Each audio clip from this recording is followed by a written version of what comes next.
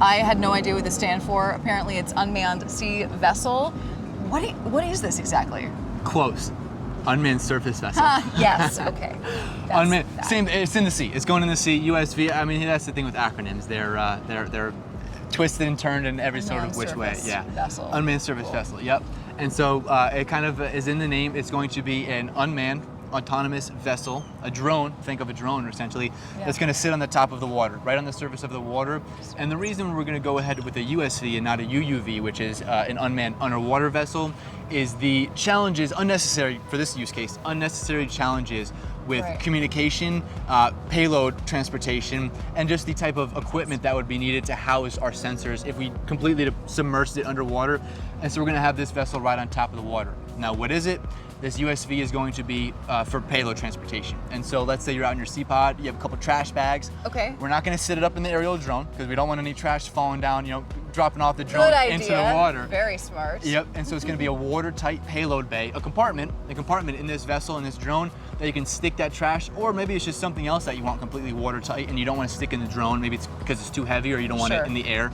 You stick it in your USV and it's going to take it back to shore wherever it needs to. So if it's the trash use case, you stick your bags of trash in there, our USV will take it back to shore. Well, then it'll be unloaded by some of our workers, put in the trash bins where it needs to be put, recycle bins if it's going in the recycle bin, and then unmanned surface vessel will then return back to our autonomous charging ports until the next time you need to call that USV. Okay, so super clever, but what technology are you using behind this? Does this incorporate AI again, or how does this work? Yep, so it's gonna be using a little bit of AI. It's gonna be using some different sensors like sonar for some sort of depth perception to understand its surroundings. It's gonna possibly even be using some stereo cameras just to double up on that depth perception and make sure we're also avoiding any objects, creatures, coral reefs. We're going to make sure this vessel is going to maneuver around the different natural things that are in the water that we want to avoid those objects. And still while, being nice to the environment. Exactly, yep. Creating a symbiotic relationship. A symbiotic relationship we were talking about, yep. Yeah. And this is also going to be electric, just like literally all of our other things that are some sort of propulsion or motor power. Nice. They're all electric. We're not going to be using diesel. We're not using oil, gas. We're not going to be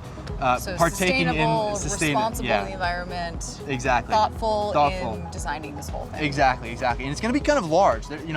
It's one of our models that we're looking at is a 9-foot wingspan Manta project. So if you're looking on the wiki right now, if you're watching this video on our website, you might be seeing one of the design concepts, and we're kind of mimicking a manta ray. Wow. And so the back is where the compartment is, and then those wings kind of fold out to give it that sort of balance as it's maneuvering through the surface. So it's going to be a pretty large vessel that you can fit the right type of trash bags or whatever that payload that you need to be transported in. Taking inspiration from nature. Taking inspiration from nature. Cool stuff. Yeah. Amazing. Okay, so this is obviously very needed if you're going to live somewhere remote. You still want to do the normal everyday things like take your trash out. So we talked a little bit about the technology, but how are you developing this technology? Who are you using to create this technology? Sure. So this specific project, we do have a couple partners that are going to be helping us, but we're also leaning on our in-house engineers and architects, drone engineers that we're working with, that right now we're in the concept stages. Take that out because we're not going to be doing any status updates in this specific video, so take that out.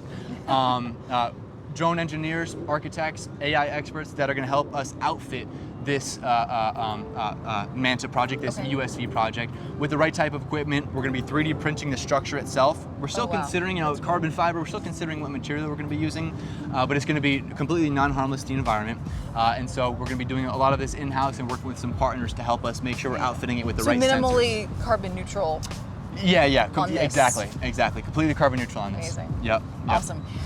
Okay, so if people want to get involved, let's back up.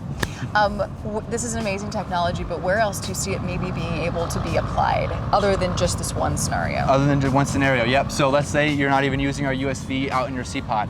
Let's say you're a vessel out in the water, or let's say you work, on the bay or something like that, and there's an island off the coast that maybe you're doing some construction, some work out there. Maybe you're trying to build, new homes or something that's offshore, distance away.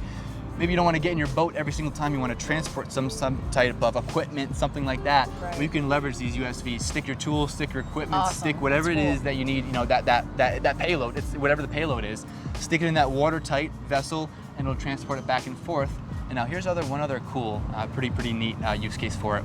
medicine. It's going to be, we're going to have some refrigeration to some of these, and so if you need to have refrigerated medicine that we can't stick in our drone delivery because it's just not refrigerated, we're going to have these watertight refrigerated payload bays in the USVs that you can stick that needed medicine in there, transport it back and forth, and maybe you're on a cruise ship. Maybe cruise lines can start using this because they need to have medicine transported. That would be really cool. And they don't want to send a crew out in a vessel to do that. You can use our USVs. Very smart. Amazing. Okay, so how can people get involved if you're hearing this and you're excited about this idea and you have some talent or some know-how in this particular field? How can people get involved? Sure. Head over to our website. All these projects are listed on our website, and so you may already be there actually. And if you are, you're going to see some call to actions: participate now, contribute. There's an apply button. And if you're an AI expert, you're a sonar or a LiDAR stereo camera expert, you're a 3D printing expert, really, if you found any sort of area in this project that you know what we're building, you have the skills, you have the domain experience to help bring that component to the table, or you're just eager to get involved and you want to learn more.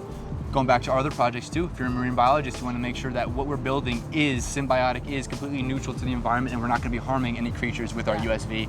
Help, we love your help. Join our team, submit that apply form, and myself, our CEO, our team, we're always combing through different applications, submissions, and we're always reaching out, and we'll set up a call with you to see if you're a good part of the team. Awesome. Very cool project to be involved with, I would imagine. Oceanbuilders.com is where you go.